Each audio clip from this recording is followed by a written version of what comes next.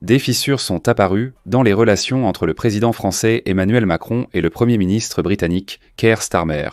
Et cela menace directement de diviser la soi-disant coalition des volontaires pour le soutien à l'Ukraine dans la guerre. Cette coalition a défini le programme de soutien à l'Ukraine dès le début de la présidence de Donald Trump aux États-Unis. C'est précisément cette coalition qui était même prête à former un contingent européen de maintien de la paix à envoyer en Ukraine si Donald Trump avait réussi à conclure un accord de paix entre l'Ukraine et la Russie. Cependant, les approches divergentes de Keir Starmer et Emmanuel Macron envers Donald Trump ont créé une réelle division dans la coalition aujourd'hui. Cette semaine, Emmanuel Macron se rend à Londres, où une certaine tension est déjà palpable. Malgré qu'il soit prématuré pour les adversaires de se réjouir selon les analystes, les dirigeants français et britanniques pourraient en trouver un accord. Je suis Alexei Petchy. Aujourd'hui, le 7 juillet, nous allons examiner et analyser ce sujet dans l'ordre. Avant de commencer, abonnez-vous à la chaîne, mettez un like, écrivez un commentaire et surtout abonnez-vous à ma chaîne Telegram Petchy News. Le lien est dans la description de la vidéo.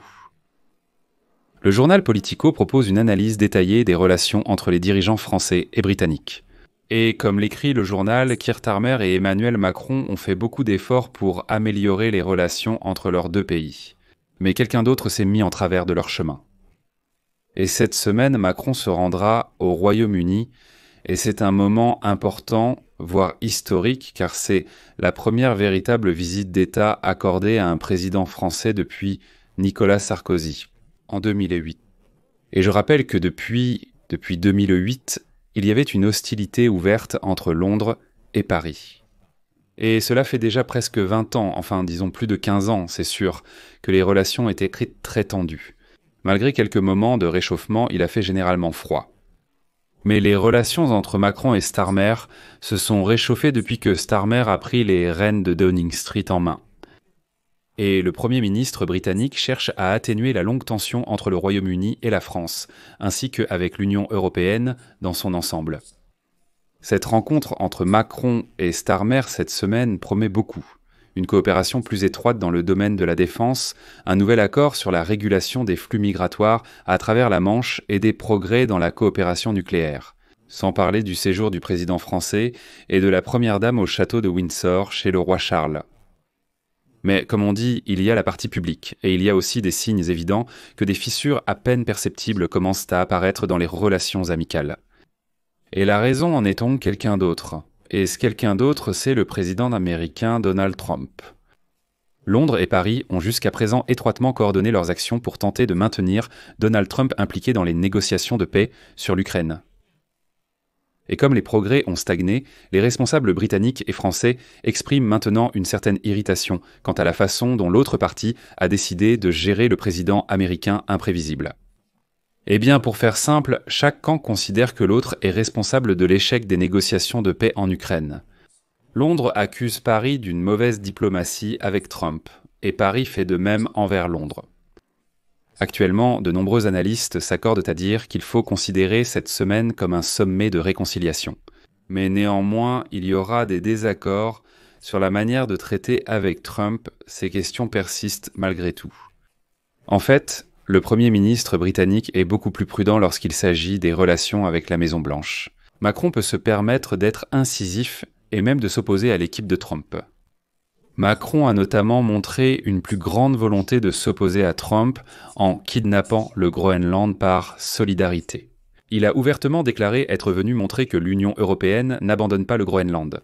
Bien que Trump ait jeté son dévolu sur ce territoire, pour Trump c'était un coup humiliant, du moins il l'a ressenti ainsi. Ensuite, en juin, Macron a déclaré que Trump était parti plutôt du sommet au Canada pour négocier un cessez-le-feu entre Israël et l'Iran. Après cela, Trump était furieux, il s'est jeté sur Macron avec des critiques, parce que Macron l'avait devancé avec cette déclaration. Quant à Keir Starmer, en public il est assez souriant, et avec Trump il reste calme. Et même lorsque Trump a sans gêne laissé tomber l'accord commercial par terre, là au sommet. Et Starmer, en souriant silencieusement, s'est penché, a ramassé ses feuillants de papier et a fait comme si de rien n'était. Bien que beaucoup aient trouvé cela humiliant, disant que Trump avait éparpillé ses papiers et que Starmer les ramassait. De plus, on considère que Macron n'est pas satisfait de l'accord conclu entre Starmer et Trump concernant l'allègement des droits de douane américains sur les produits britanniques. Alors que la France reste toujours soumise aux sanctions imposées par Trump à l'encontre de l'Union européenne. Macron exige maintenant de Starmer qu'il adopte une position européenne unie contre les tarifs de Trump au lieu de signer avec lui des accords séparés. De plus, les responsables du parti Renaissance de Macron sont allés encore plus loin. Ils ont déclaré que les Britanniques donnaient l'impression d'être prêts à vendre leur âme pour un accord avec Washington. Cela a même amené les Européens à conclure que les Britanniques n'étaient peut-être pas sincères dans leurs négociations avec l'Union européenne. Et à Paris, on a accusé Londres que les Britanniques s'étaient trop soumis à Washington. Plus grave encore, des tensions semblent émerger entre Keir Starmer et Emmanuel Macron dans leur tentative de maintenir les négociations sur un cessez-le-feu en Ukraine. Comme l'écrit aujourd'hui Politico, 2 responsables français ont reconnu que la coalition des volontaires manquait de direction. Et ils ont suggéré qu'une partie du problème réside dans l'importance que le Royaume-Uni accorde aux garanties de sécurité des États-Unis. Qui n'ont pas encore été mises en œuvre et qui, très probablement, ne le seront pas. Mais Keir Starmer continue de croire que les États-Unis finiront par accorder certaines garanties de sécurité à l'Ukraine ou aux forces européennes qui seront déployées sur le territoire ukrainien. Et pour dissiper de telles inquiétudes, l'équipe de Starmer a déjà prévu une réunion de la coalition des volontaires. Zelensky a confirmé aujourd'hui lors de la visite de Macron qu'une réunion de cette coalition aura bien lieu. De leur côté, certains à Londres accusent Macron de ne penser qu'à son héritage dans ses positions internationales, car son mandat touche déjà à sa fin. Un responsable au fait des négociations sur l'Iran a déclaré que Macron avait tenté de se présenter comme un artisan de la paix lors de ces discussions. Selon lui, seul Macron ne s'est pas empressé de condamner l'Iran et a même exercé des pressions sur Israël.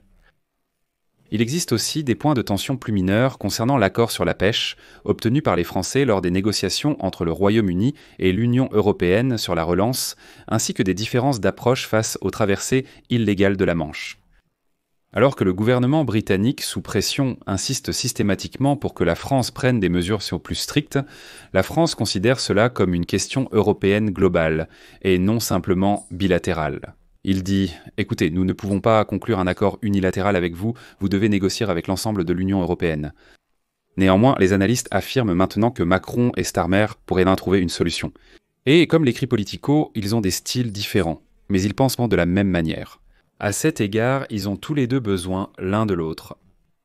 Donc je vais mettre des points de suspension ici. Je pense qu'une solution sera trouvée. Donnez votre avis dans les commentaires ci-dessous. Abonnez-vous, activez les notifications et mettez un like à cette vidéo. C'est tout pour aujourd'hui. Prenez soin de vous.